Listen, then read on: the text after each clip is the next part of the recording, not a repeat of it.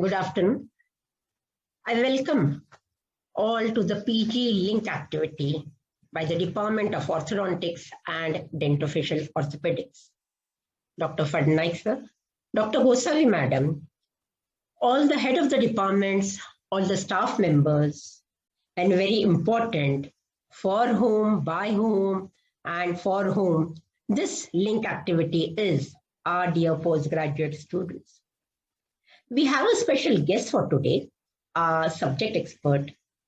The judge for today's session is online with us, who is none other than our very own alumni, presently the head of the Department of Orthodontics at GDCH Mumbai, Dr. Suryakant Pawar. Welcome, Suryakant. At the onset, we all will pay homage to Swatantraveer Vinayak Damodar Savarkar on his 55th death anniversary. Before I come to the theme of today's activity, I present before you the departmental audit during this 11 period of pandemic COVID-19 since March 2020 till date. We have a patients registry of total 6150. New patients which we have started on removable appliance are 1500 and on fixed appliance 50. The fixed patients who are undergoing treatment, the patients who are undergoing treatment on fixed appliances almost 240. The PGs have presented seminar of total 43, journal club 30. The articles published during this period are 10. And very important, one of our innovative article has been accepted in the American Journal of Orthodontics, and the date of publication which they have given is May 2023. We got a patent for one appliance, which is a very important and innovative appliance, a wear time measuring device for removable appliance. We also have a copyright of one appliance, which is a magneto-inclined blocks. The COVID swab duty was done by 2 of our staff members. We have a very minimum staff member in our department, I think in the whole college. So 2 of our gazetted staff members did a COVID swab duty. 2 class 4 servants did a COVID swab duty, and 5 postgraduate students did a COVID swab duty. I was invited as a speaker by the Indian Orthodontic Society in one of the national digital conference and 4 webinars.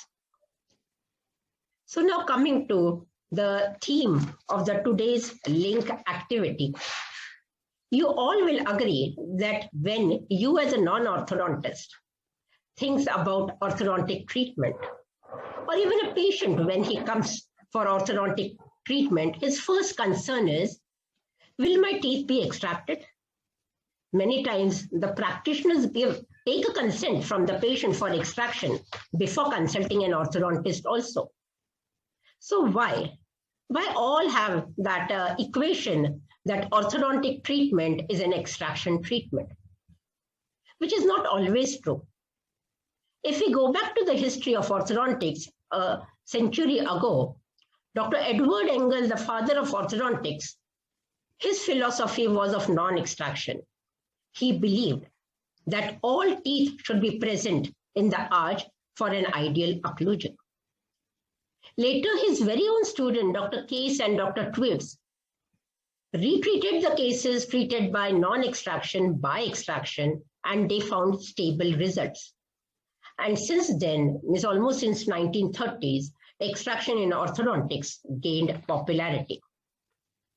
But over the year, a dramatic revolution took place in orthodontics with the invent of newer diagnostic materials, laboratory aids, newer and newer orthodontic materials. With that came the new techniques, the newer appliances.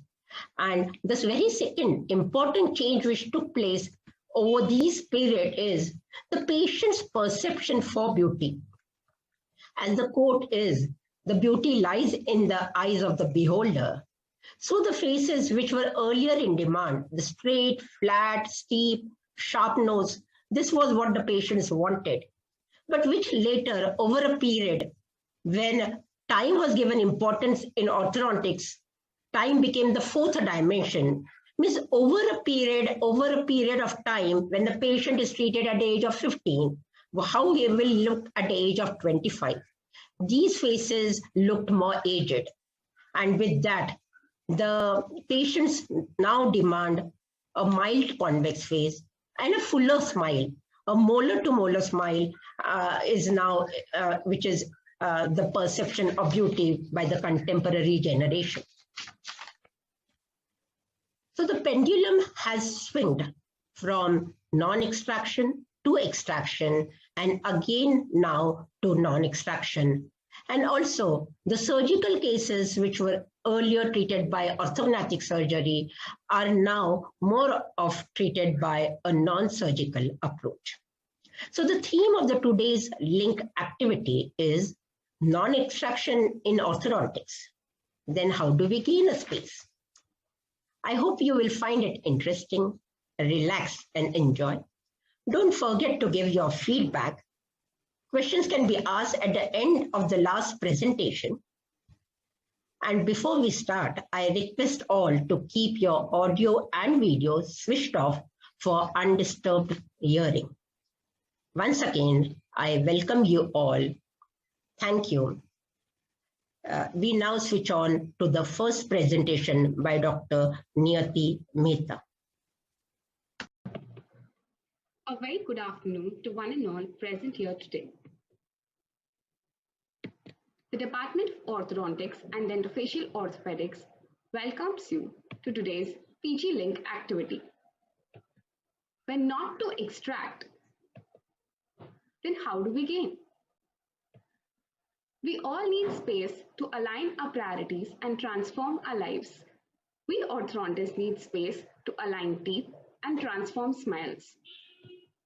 So why do we need space? We need space for alignment of crowded teeth, for retraction of procline teeth, for correction of molar relationship,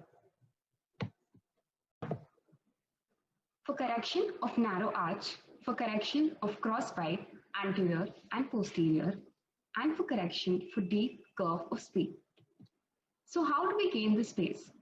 The methods of gaining space can be broadly classified into two methods, extraction and non-extraction. However, in most cases, patient is unwilling for extraction. So the scenario goes something like this. काय त्रास आहे तुम्हाला सध्या? Ma'am माझे दात थोडे बाहेर आहे तर मला त्याचा उपचार घ्यायचा होता. अच्छा, तर तुम्ही आतापर्यंत उपचार का नाही घेतला? मॅम मी बाहेर 1-2 डॉक्टरकडे गेलो होतो तर ते म्हणाले की मला 4 दात काढावे लागतील. तर तुम्ही दात काढायसाठी तयार नव्हतात का? हो मॅम, मला थोडी इंजेक्शनची भीती वाटते आणि मी गुगलवर पण वाचलं होतं की त्यामुळे दृष्टीवर असर पडते म्हणून. बघा, क्लिपच्या ट्रीटमेंटमध्ये कधी कधी दात काढावे लागू शकतात, पण तो एक पर्याय आहे आणि शिवाय तुम्ही म्हणता त्याचा तसा कसलाच दुष्परिणाम वगैरे होत नाही. अच्छा, म्हणजे क्लिपची ट्रीटमेंट माझी बिना दात काढता पण होऊ शकेल? हो, क्लिपची ट्रीटमेंट तुमची बिना दात काढता पण होऊ शकते. ठीक आहे मॅम, मग कशी होईल माझी ट्रीटमेंट इथे? तुमच्या चेहऱ्याची ठेवण बघता मला नाही वाटत की तुमच्या दात काढायची आवश्यकता आहे, पण तरी आपल्या विभागात प्रत्येक पेशंटचा फोटोग्राफ, एक्सरे आणि माप घेतात व त्यानुसार तुमची योग्य ती ट्रीटमेंट ठरवतात. थँक्यू मॅम, माझ्या मनातली भीती काढण्यासाठी मी ट्रीटमेंट करायला तयार आहे. As we have seen in this video, patients are unwilling for extraction mainly because of three reasons. The patient associates extraction with intense amount of pain. Second is aesthetics. The patient is concerned with the visibility of black spaces which will be present after the extraction. Third is a fear of injections or a trypanophobia. In other cases, extraction is generally not indicated owing to medical conditions like bleeding disorders, patients on radiation therapy, predisposal to bacterial endocarditis, and immunosuppression. So this brings us to the question, when not to extract, how do we gain?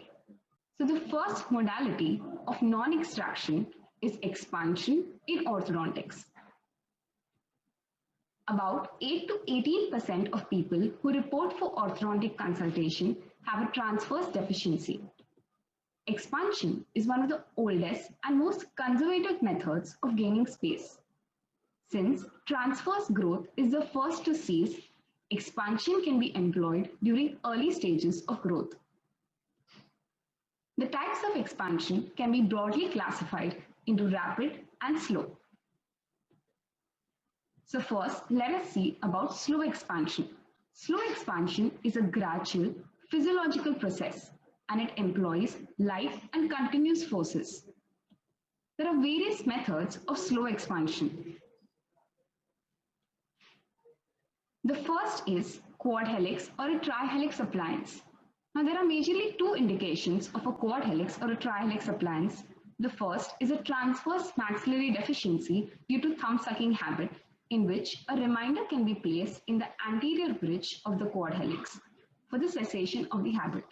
And second is cleft palate cases. Now it is claimed that in cleft lip and palate cases, more controlled expansion should be obtained, and hence a quad helix or a trihelix is a choice of appliance. So this was a case of a narrow maxillary arch with a palatal fistula who reported to our department.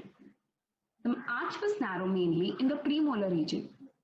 We gave a semi-fixed trihelix appliance in this case for expansion. This is before the appliance placement. The trihelix was expanded in the premolar region before placing the appliance in the mouth. And within a period of 2.5 months, a significant amount of expansion was achieved. This is another case of a unilateral cleft palate in which a fixed trihelix appliance was given, soldered to the molar bands, and within a period of 3 months, a significant amount of expansion was achieved. The expansion was stabilized with the help of a TPA soldered to the molar bands. Next, we come to arch development appliances. The need for a physiologic expansion led to the development of arch development appliances, namely the nickel titanium palatal expander and the transverse lingual appliance. The transverse appliance. This appliance is very popular because it can be used in children who have a very poor compliance because there is no need of frequent activations. The appliance is available in the pre-activated state and it is compressed before placing into the arch.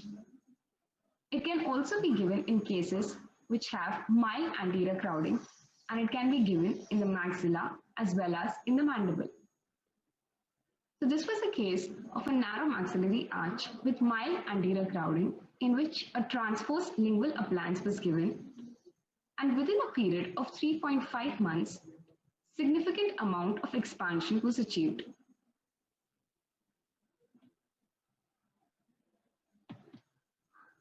So this is a case of a 9-year-old boy who reported to our department with the chief complaint of inability to chew on the right side because of a unilateral scissor bite on the right side. This unilateral scissor bite was because of the lingually collapsed posterior mandibular segment on the right side. So we decided to give a mandibular transverse appliance in this case to correct the scissor bite along with an anterior bite plate. Within a period of 3 months, the scissor bite was corrected. Later on, a modified twin block appliance was given to settle the occlusion and correct and retain the correction of the scissor bite.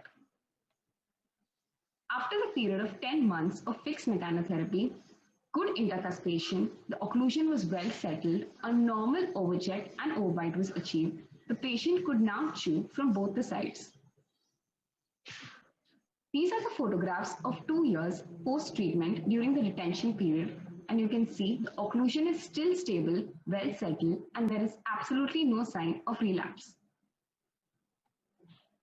This case was published in the Journal of Orthodontic Sciences by Bhatt ma'am, Santosh sir, and Dr. Harshal Chandorikar.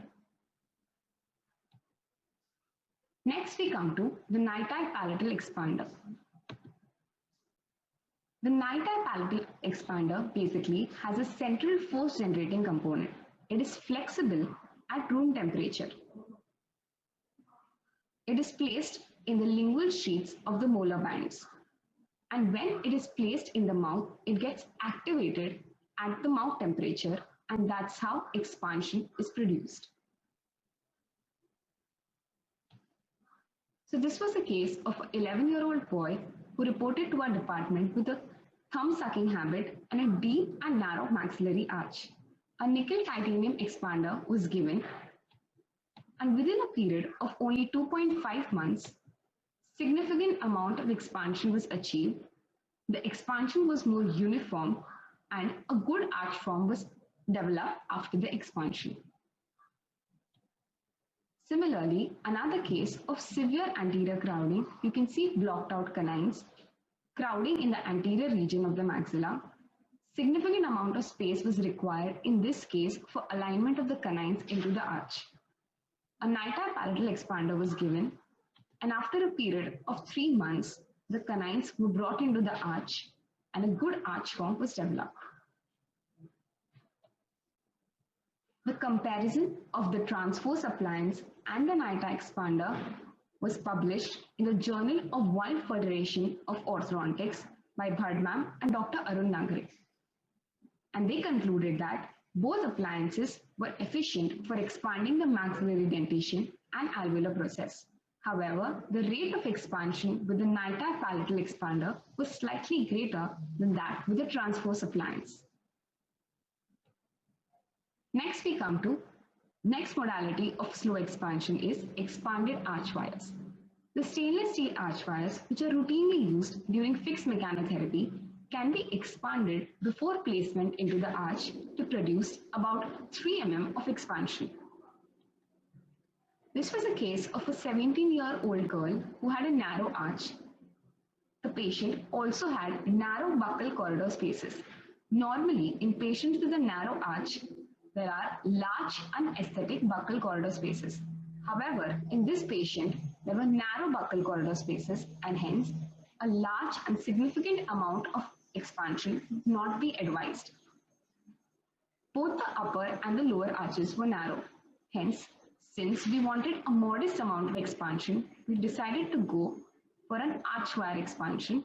The arches were expanded and brought into alignment. So you can see the improved smile aesthetics after the expansion of the upper arch.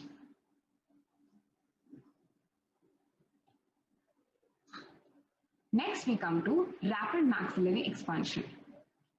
Now, in contrast to slow maxillary expansion, rapid maxillary expansion utilizes heavy forces which cross the threshold of normal orthodontic tooth movement and bring about skeletal expansion. And as the name suggests, it is a rapid process and produces faster results. There are various methods of rapid maxillary expansion.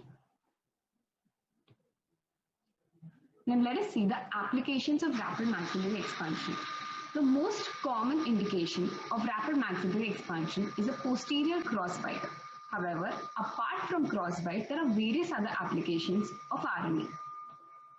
First is correction of arch length, tooth size discrepancy in the early permanent dentition.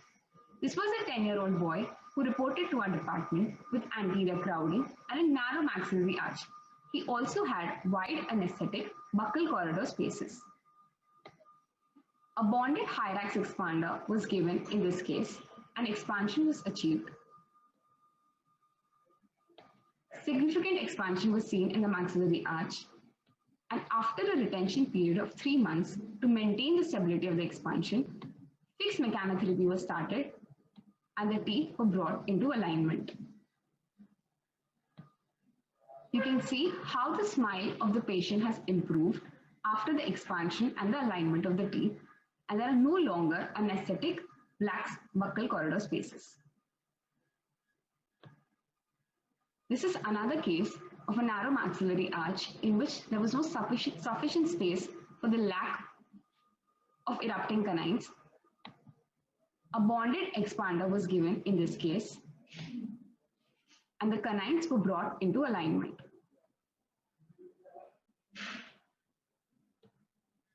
The next application is rapid maxillary expansion for altering the airway dimension and breathing. This was a patient who reported to our department with a classic presentation of adenoid facies. She had an expressionless face, a short hypotonic upper lip, narrow nostrils, mouth breathing habit, and narrow maxillary arch. In this case, a bonded RNA was given, expansion was achieved, and within a period of 4 months, a drastic improvement in the facial aesthetics was seen after the cessation of the mouth breathing habit. It is claimed that the cessation of mouth breathing habit improves the nasal breathing, maxillary sinus breathing, as well as the nasopharyngeal and oropharyngeal breathing. So to assess this effect, we took a pre and post CBCT of the patient before and after expansion. So this is the improvement in nasal breathing and volume. This is the improvement in maxillary sinus volume after expansion, and a concurrent improvement in nasopharyngeal and oropharyngeal volume.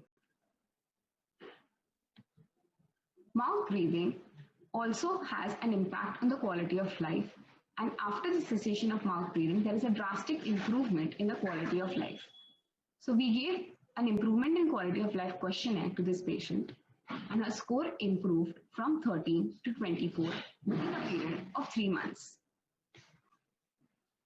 The next application is correction of class 2 malocclusion. A narrow maxilla holds the mandible in a retruded position and hence disrupts the sagittal skeletal relationship. So when the maxilla expands, it unlocks the mandible jumps forward and improves the sagittal skeletal relationship.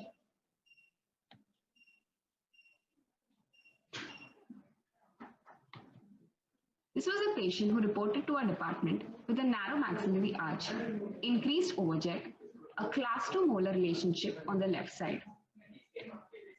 A bonded RNA was given in this case, and the appliance removal after 3 months led to an expanded maxillary arch, reduction in the overjet. The class 2 molar on the left side was corrected to a class 1. The similar effect of an expansion appliance on the sagittal direction was quantified in this article, which was published in International Orthodontics in the year 2020. The last application of expansion is in the anteroposterior plane. The earlier applications we saw were in the transverse plane. However, with the same appliance, we can also achieve expansion in the anteroposterior plane. So the main 2 indications for this is correction of anterior crossbite, distalization of molars. This is a case of an 11-year-old boy who reported to our department with an anterior crossbite, a class 3 molar on the left side. The patient had a skeletal class 1 and a dental class 3. So Hyrax expander was given for anteroposterior expansion. You can see the placement of the appliance is anteroposteriorly to produce sagittal expansion. And within a period of 2 months, the crossbite was corrected. Expansion is an important ingredient in the non-extraction treatment recipe. Various expansion appliances are available to address the broad spectrum of transverse discrepancies. Apart from correcting transverse problems, the profound benefits of expansion should be known and should be implemented for holistic correction of the dentofacial skeleton. I now call upon Dr. Aboli to continue with the presentation.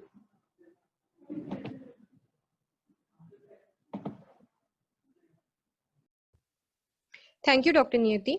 Second non-extraction treatment modality is myofunctional appliances. Myofunctional appliances bring about skeletal, dentalveolar, and soft tissue changes, taking advantage of growth potential in growing children. As we can see, if remain untreated, malocclusion worsens with age.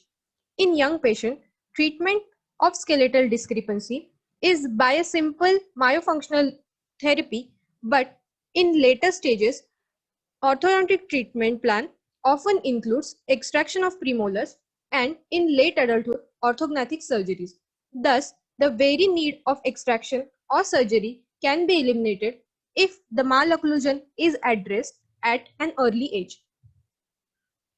The myofunctional appliances cause mandibular repositioning and lengthening in such a way that the need of dental extractions or surgery is often eliminated. Now we will see the case reports. First case is of a 13-year-old girl. Extraorally, she showed a potentially incompetent lips and a very unesthetic soft tissue.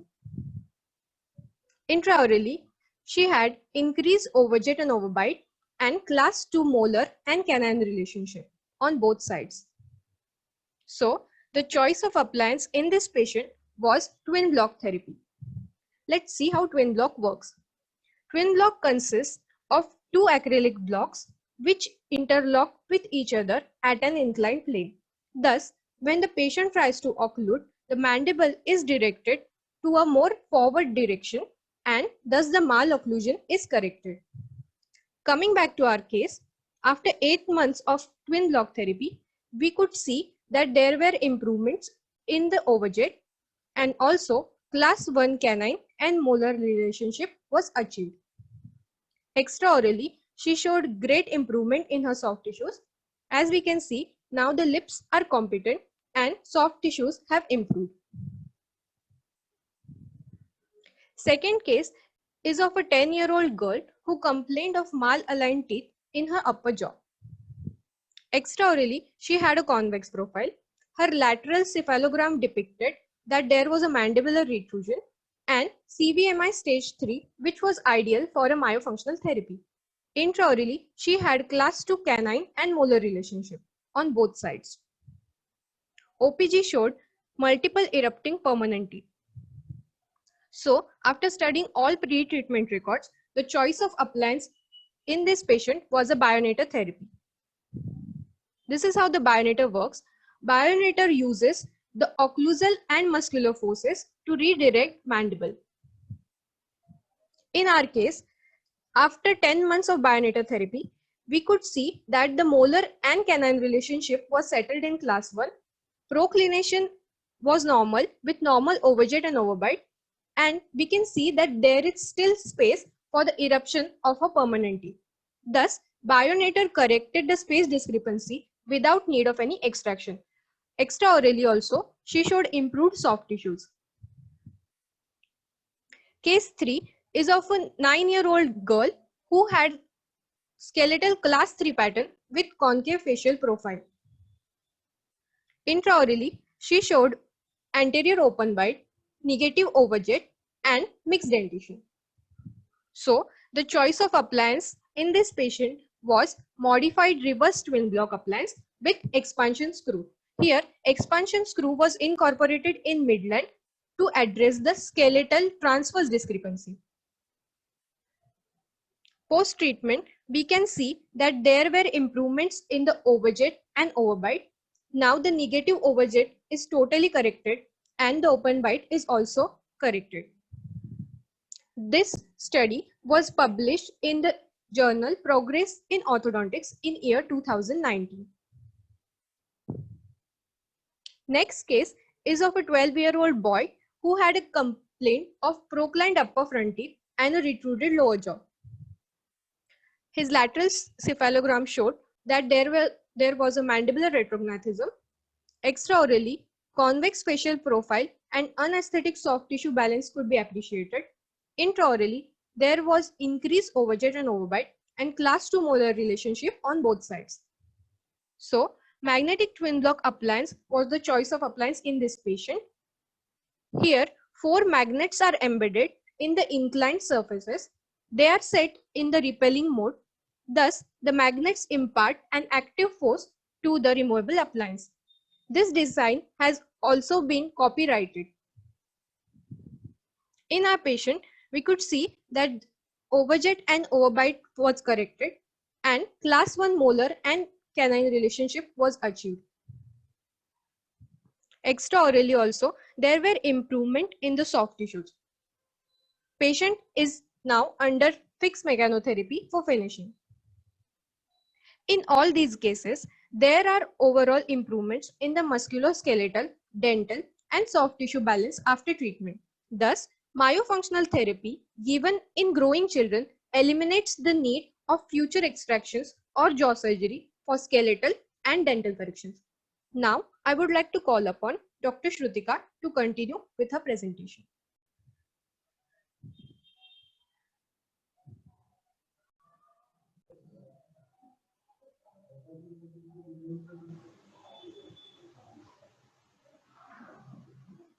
Thank you, Dr. Aboli. As we have seen myofunctional appliances, let's move on to another treatment modality by which we can treat the patients without extracting any of the teeth. Orthopedic appliances are used to bring about growth modifications. So, amongst all the available modalities used to treat skeletal malocclusion, growth modification should be opted wherever possible, as this precludes the need for both tooth extraction and surgery. The appliances that produce skeletal changes by applying orthopedic forces are known as orthopedic appliances. Here, heavy forces are applied to the teeth that have the potential to affect the nearby skeletal structures. For such skeletal change to occur, forces employed should be over 400 grams per side.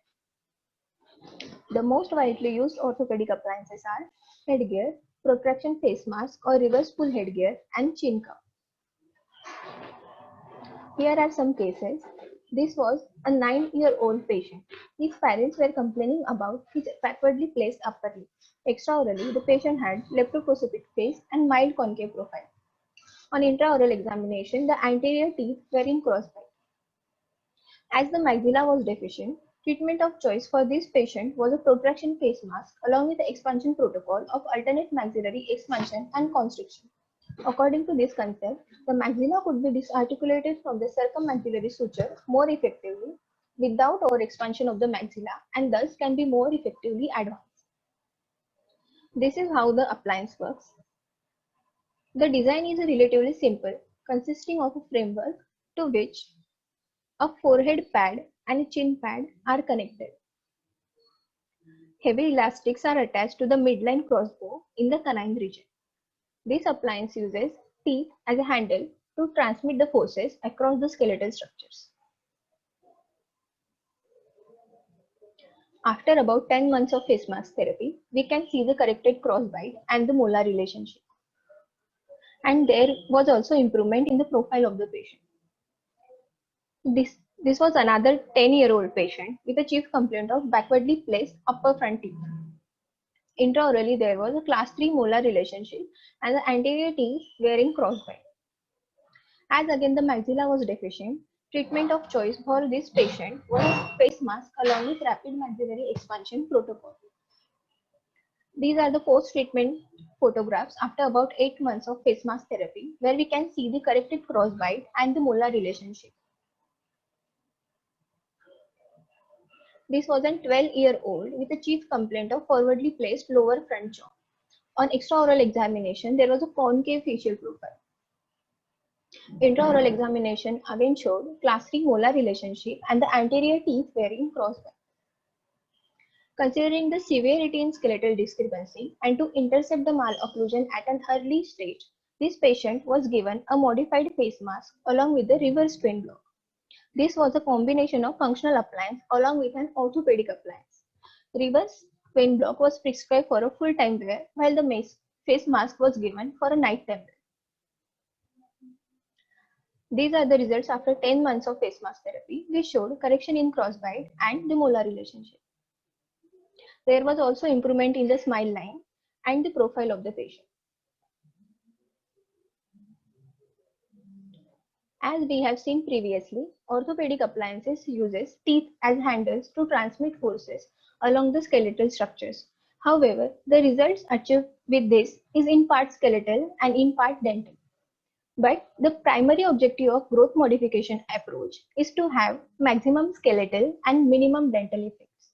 So keeping these objectives in mind, use of skeletal anchors for maxillary protraction was introduced, where rather than teeth, bone will be used as handles to transmit forces to the surrounding skeletal structures.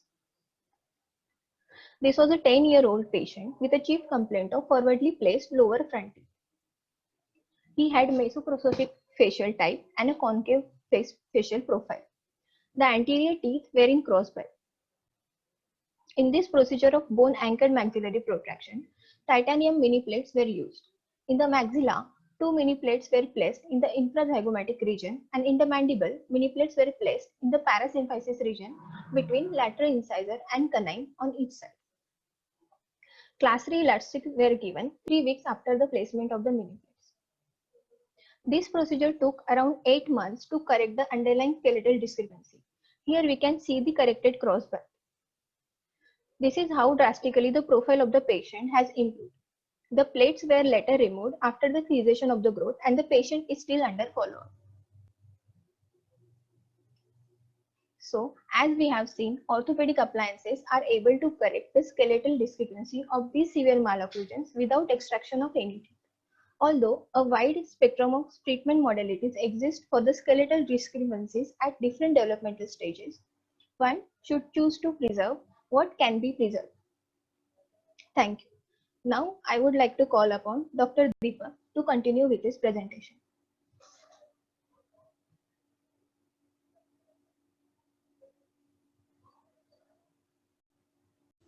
The next treatment modality in non-extraction approaches is fixed functional appliances.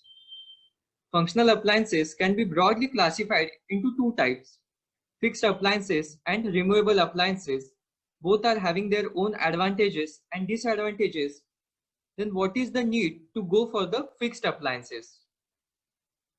The first and foremost thing is patient's compliance. Being fixed to the teeth, it is an important weapon against non-compliance of the patient. Second is, it takes the advantage of post-pubertal residual growth potential. And the last but not the least, removable functional cases require ultimate finishing of the case with the help of second stage multi-attachment therapy, which can be simultaneously achieved with fixed functional appliances. Coming to the case reports, a 13-year female patient was complaining of forwardly placed upper front teeth. She was having straight facial profile, competent lips, and deep mentolabial sulcus. On intraoral examination, this was a case of class 2 division 1 malocclusion with a generalized spacing in upper arch, buccal non-occlusion with respect to upper first premolars. There was increased overjet and deep bite. So the objectives were to achieve alignment in both the arches and to achieve class 1 canine and molar relationship. There was need to correct rotations of maxillary anterior teeth before starting functional treatment. Hence, fixed mechanotherapy was planned for this patient. And this is how both the arches were well aligned before functional therapy. Forward positioning of mandible was indicated in this patient so to enhance the aesthetics and to bring about class 1 molar relation from class 2. There are different types of fixed functional appliances which can serve this purpose, but out of that, forceps was the choice of appliance for this patient. This is a case of class 2 malocclusion with increased overjet. Hence, in this case, a forward positioning of mandible was indicated.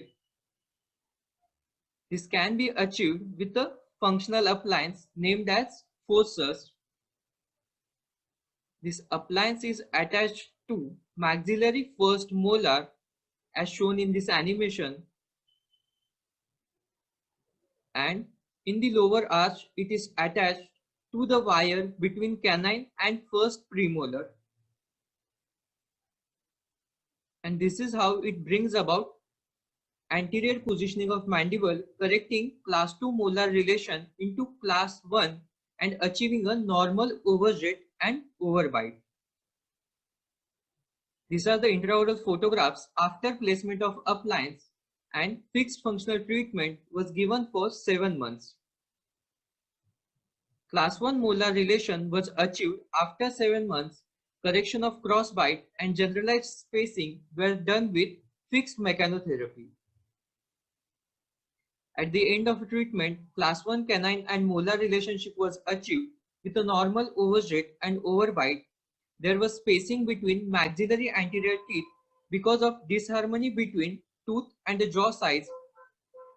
So anterior aesthetic restoration with composite buildup was performed, and this is how the case was finished. And the case report of the same patient was published in Indian Journal of Orthodontics and Dentofacial Research in the year 2020 by Dr. Sagar Jivrajni sir under the guidance of Dr. Bharma.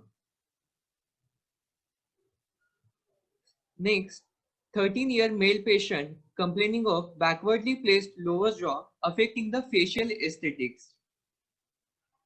Patient was having mild convex facial profile, potentially incompetent lips and deep mentolabial sulcus.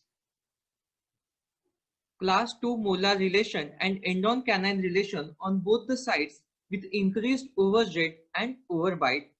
Both the arches were symmetric, but upper arch was narrow, leading to crossbite with respect to maxillary right first molar. So expansion of maxillary arch was indicated in this patient. Hence, the rapid maxillary expansion was carried out with Hyrax appliance. Here we can appreciate how the arch was expanded in molar and premolar region, ultimately correcting the crossbite with respect to maxillary right first molar. Out of different fixed functional appliances, advancing is the one which was planned for this patient, as it brings about both mandibular advancement and alignment of the arch simultaneously. This is how the appliance was attached to both the arches, and there was an improvement in the patient's profile with the mandibular advancement, and the treatment is still going on and the patient is under follow-up. Another 18-year female patient came with the chief complaint of irregularly placed upper and lower teeth. She was having straight facial profile, competent lips, leptoprosophic facial form, and deep mentolabial sulcus. This was a case of class 2 division 2 malocclusion with 100% overbite and crowding with both maxillary and mandibular anterior regions. Before starting the treatment with functional appliance, there was need to correct the inclinations of maxillary anterior teeth, which was done by protraction utility arch. Both the arches were well aligned with fixed mechanotherapy. PowerScope is also one of the fixed functional appliances, and it was planned for this patient. These are the photographs after placement of appliance. There was a forward positioning of mandible, and the treatment is still going on, and the patient is under follow-up. So now to conclude, considering time being a precious factor in orthodontic treatment, fixed functional appliances which require less time duration to bring about skeletal as well as dental changes can be considered as gold standard. By successfully treating the late adolescent patients, fixed functional appliances have changed that norm of catching pubertal growth spurt in growing children. Now, I would like to call upon Dr. Swapnil to continue with his presentation. A very good afternoon, everyone. I'll be continuing with non-extraction approach of gaining space, that is molar distalization. What is molar distalization? Molar distalization is distal movement of molars where it is indicated. Different methods of molar distalization are extraoral method and intraoral method. In extraoral method, headgears and ACCO appliances are commonly used, whereas in intraoral, these are the different appliances commonly used for molar distalization. So the question is, can we use this method for all the cases? The answer is no, because molar distalization has some specific indications, which are ideally molar distalization should be carried out in mixed dentition period. Second, individual with straight profile, according to Profit, to carry out molar distalization, maxilla and mandible should be in normal relationship, that is skeletal class 1. And the last major indication is mild arch length discrepancy, or in other words, when the space requirement is minimum, that is 2 to 3 mm per side. So this was all about molar distalization. Now before we begin with case presentation, let's understand the concept of reciprocal forces. We all are familiar with Newton's third law of motion, that is, every action has equal and opposite reaction. Similarly, during orthodontic tooth movement, when we apply distal forces on anterior teeth segment, it creates an opposing force in posterior teeth, which results into mesial movement of posterior teeth, which is also known as anchorage loss, and that opposing force is known as reciprocal force or reactionary force. Now coming to case presentation. 12 years male reported to the department with chief complaint of forwardly placed teeth in upper front region of jaw. Intraoral examination reveals procline upper anterior and on molar relationship, mild crowding in lower arch. Coming to treatment plan, to correct procline upper anterior, space requirement was very less since additional interdental spaces were present. So we decided to treat the case with non-extraction approach, that is molar distalization. By considering the compliance of the patient, the choice of the appliance was conventional pendulum appliance. So this is the intraoral photograph of the appliance. And after a period of 2 months, significant amount of space is created mesial to first molar. And the case is under progress for fixed mechanotherapy. Coming to next case, 12 years male reported to the department with chief complaint of backwardly placed teeth in upper front region of jaw. On intraoral examination reveals retrocline upper anterior and on molar relationship, mild to moderate crowding in upper and lower arch. Coming to treatment plan, since the patient was not ready for extraction, we decided to gain the space by distalization of maxillary molar, proclining upper anterior, and by expansion of the upper arch. So the choice of the appliance was Pendex appliance. X stands for expansion. Expansion to correct discrepancy in the transverse plane. So after a period of 2.5 months, here you can appreciate the significant amount of space is created mesial to maxillary first molar, and the case is under progress for fixed mechanotherapy. Coming to next case, 13-year female reported to the department with chief complaint of forwardly placed teeth in upper front region of jaw. Intraoral examination reveals end-on-molar relationship, procline upper anterior. Coming to treatment plan, to correct the proclination and intra-arch relationship, we decided to treat the case with non-extraction approach, that is molar distalization. And the choice of appliance was distal jet appliance because additional anchorage is taken from acrylic, which is supported by palatal bone, which will prevent the further proclination of the upper anterior. So after 3 months of period, here you can appreciate the significant amount of space is created mesial to the maxillary first molar with minimum anchorage loss. Moving to next case, 15 years female reported to the department with a chief complaint of irregularly placed teeth in upper front region of jaw.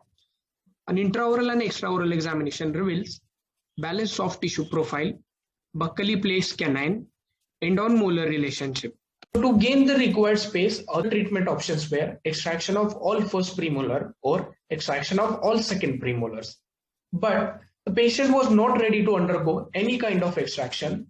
So we decided to treat the case with non-extraction mechanics, that is molar distalization. And the choice of the appliance was mini implant supported molar distalization with Niti coil spring. So after a period of 2.5 months, a significant amount of space is created mesial to maxillary first molar. But our job does not end here. The real challenge begins while utilization of the created space for alignment of anterior teeth. Because in conventional method, when we use molar as a primary source of anchorage, because of the reciprocal forces, mesial movement of maxillary molar can occur, and that we do not want. To overcome with this problem, our department has already introduced a newer approach in 2011, which is published in Journal of Orthodontics, distalization of molars using two-stage mini implant, a case report under the guidance of respected Bird ma'am. So here, after achieving molar distalization in stage 1, In stage 2, a second set of mini implant is placed mesial to mesialized molar. An indirect anchorage is taken from that mini implant so that there will be minimum anchorage loss. The result of the study showed that improved facial profile, achieved class 1 molar and canine relationship, alignment of buccally placed canine, and lastly, smiling and confident patient who was very much satisfied with her orthodontic treatment. So here I would like to conclude my presentation with, when we intentionally create space in our lives, we can intentionally decide what to fill it with. In this case, a balanced occlusion. Now I would like to call Dr. Kanchan to kindly continue with the presentation.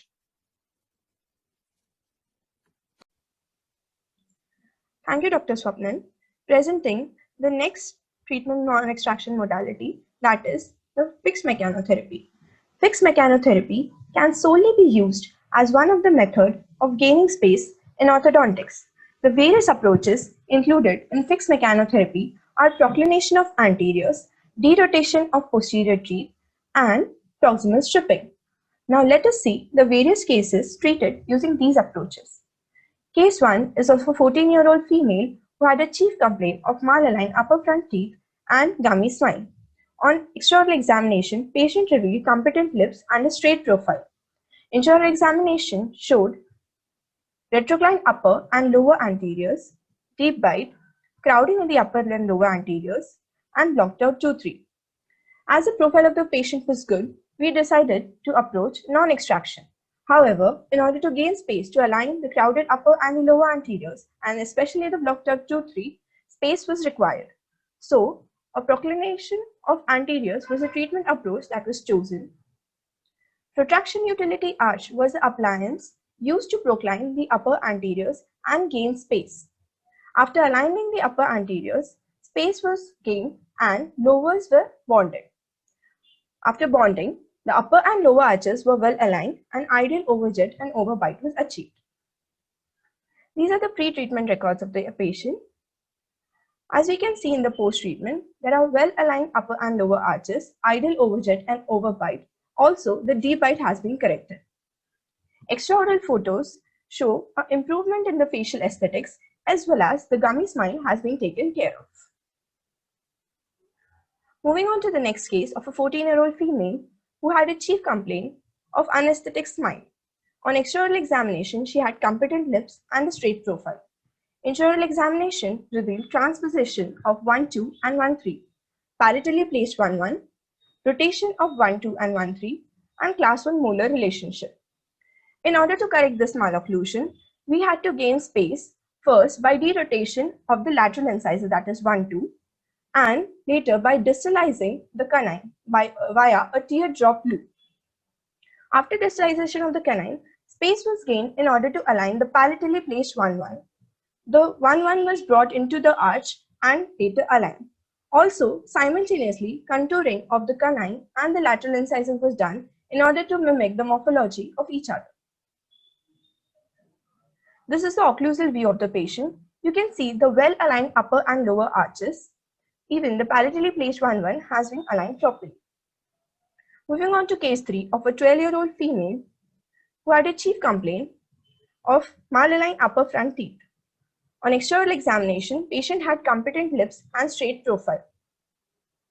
On intraoral examination, there were retroclined upper and lower anteriors, scissor bite with respect to 1-4 and 1-5, rotated 1-4 and 1-5, crowding in the upper and lower anteriors, and a deep bite.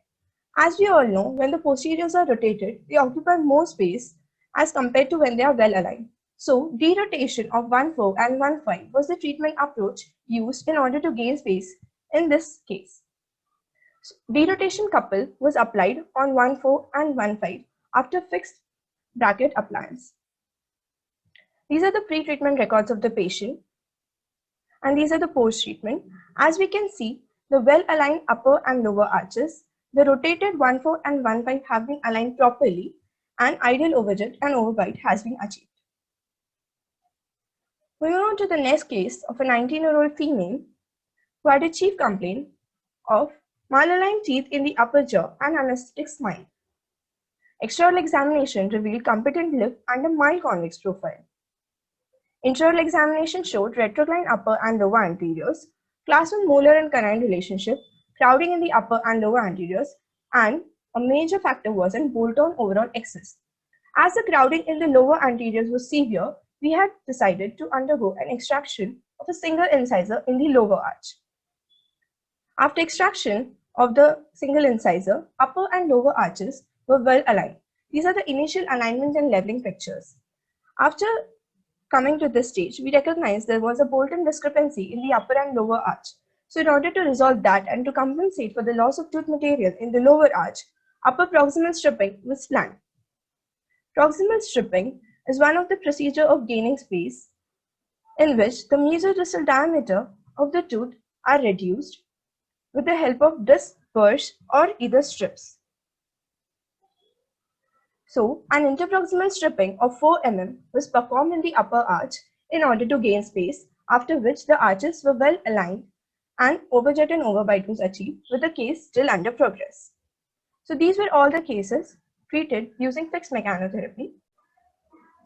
So, to conclude with the presentation, no problem is so deep that it cannot be overcome given the will of all the parties. In our case, those parties being the patient's will for non-extraction and the orthodontics addressing them. Now, I would like to call upon Dr. Nikita Bharti to continue with the presentation. Continuing with the last presentation of today's link activity, orthodontics like orthognathics. It is undeniable that the extraalveolar mini implant anchorage has revolutionized the orthodontics. However, it is important to reflect on the pivotal question regarding the extraalveolar mini implant. Why is this a mechanics revolutionizing orthodontics?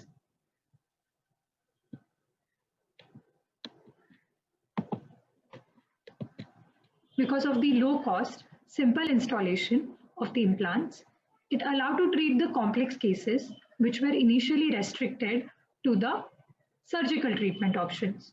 It also allowed to apply the multi-vector forces in all the 3 planes of the spaces and also allowed to modify the occlusal plane. So what is the difference between the micro implants and the bone screw? The first difference is in the size of the implant. When the size of the implant is less than 1.9 mm, it is the conventional micro implant. However, when the size is 1.9 mm or more than that, these are the bone screws. The other difference is in the material. Conventional implants are made with the titanium material because of the biocompatibility. However, the bone screws are made with the stainless steel to resist the fracture applied during the torsional forces of the placement. The main difference is in the placement. The conventional implants are placed in the interradicular region, that is in between the root. However, these bone screws are placed outside the roots. So the extraradicular location is present. So as we can see, the cross section will better understand the location of the placement. And it also travels the large cortical bone during the insertion. So it provided greater primary stability and allowing the simultaneous movement of the entire dentition.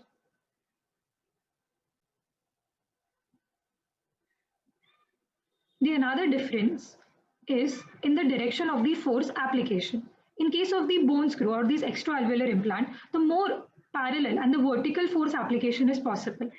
So there is a less chances of the gingival irritation, which is more common with the conventional implants.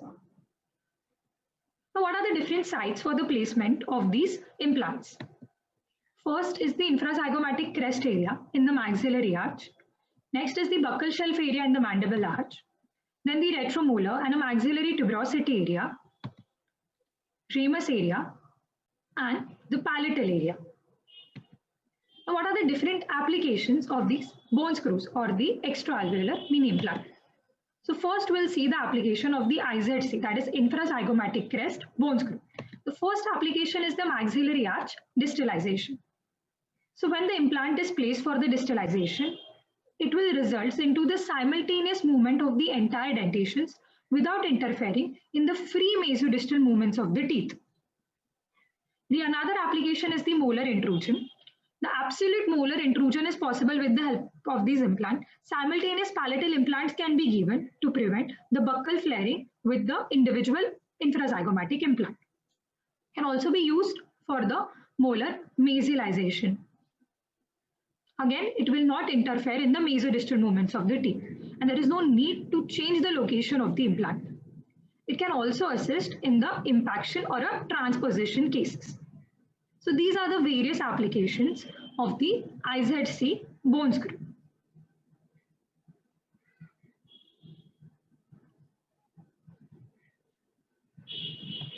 Now similarly, the applications of the buccal shelf screw is same but in the mandibular arch.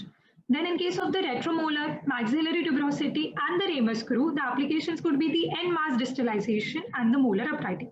And the palatal screws can be used to achieve the expansion in the adult molar intrusion and the distalization. Now moving on to the management of the skeletal malocclusion.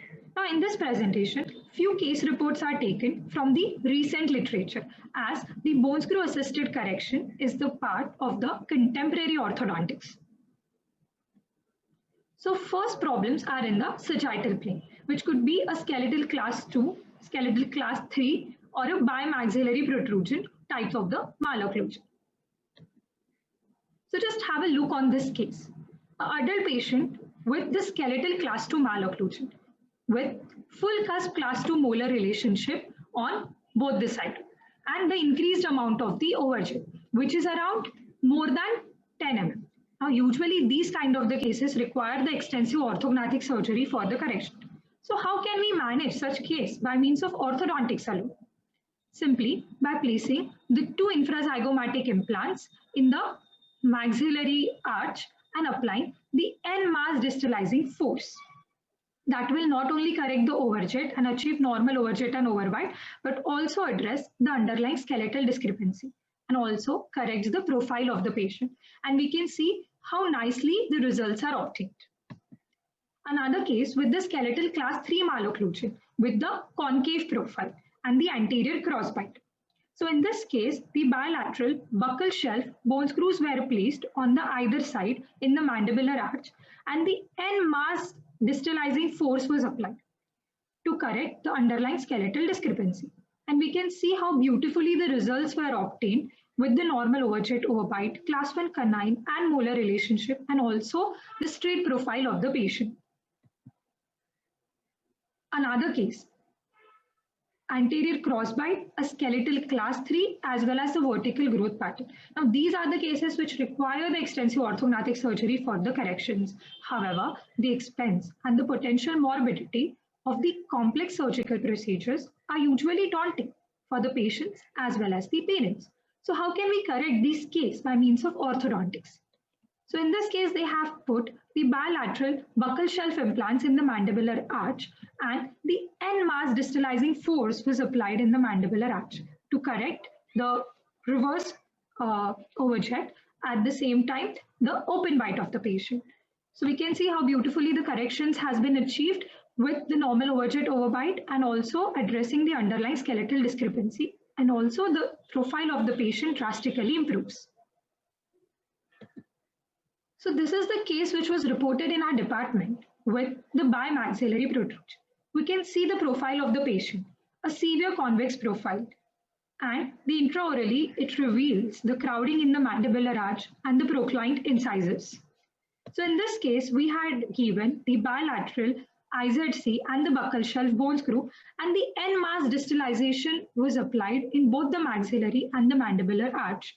And in just 11 months, we can see how drastically the corrections are achieved, the arches are aligned, and the profile of the patient is also improved.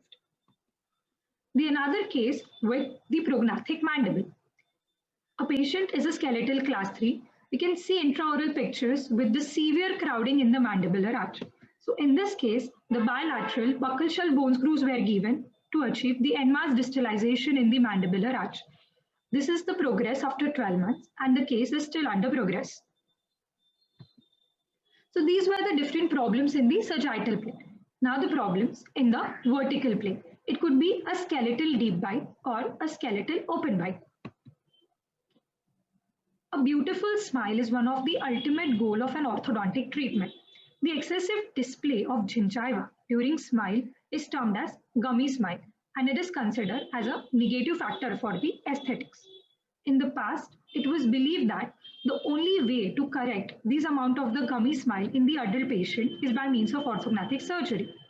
However, with the advent of the skeletal anchorage, we can correct these kind of the cases by means of orthodontics. So this was the case in which we can see around 10 mm of the gummy smile, as well as the protrusion in both the maxillary as well as mandibular region.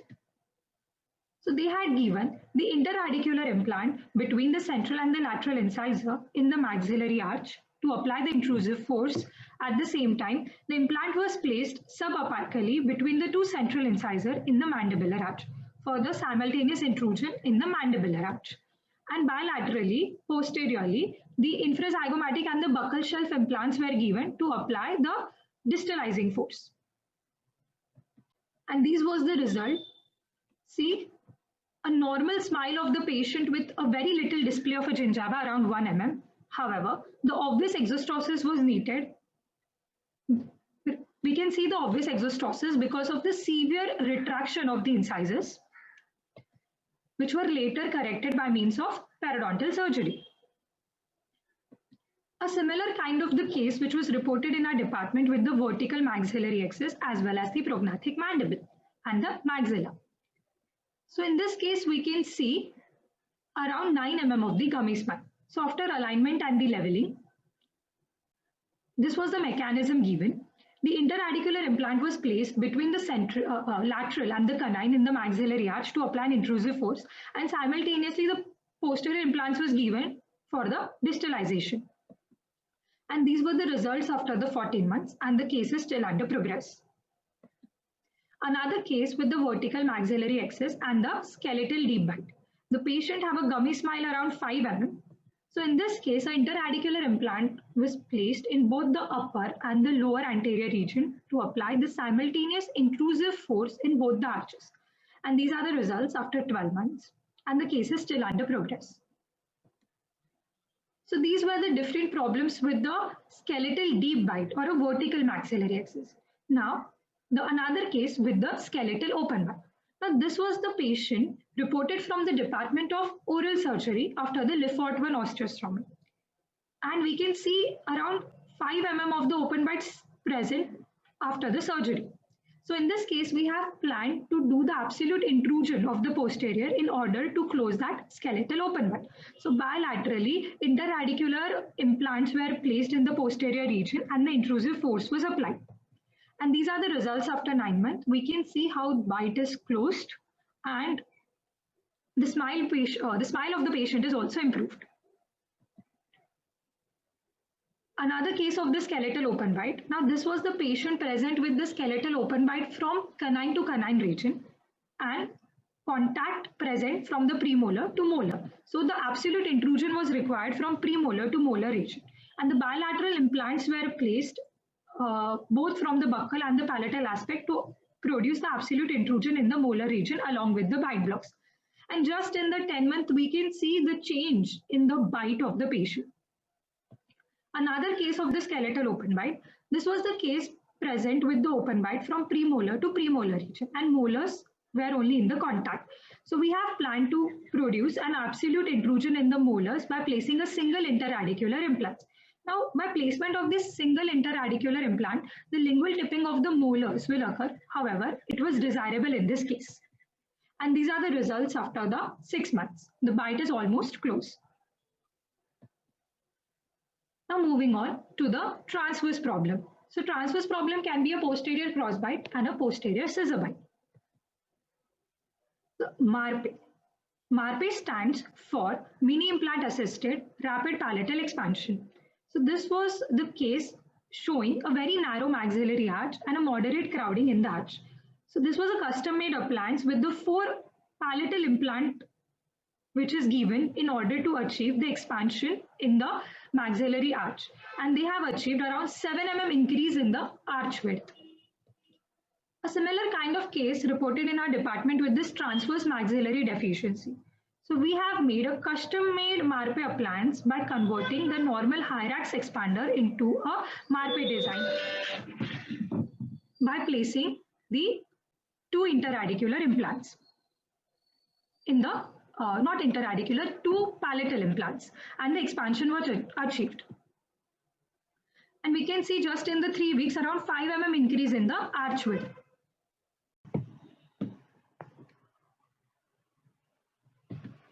Different malocclusions from children to adults, from mild to severe, now can be managed by orthodontics alone with this expanded envelope of the skeletal anchorage. And it is rightly termed as orthodontics, like orthognathics.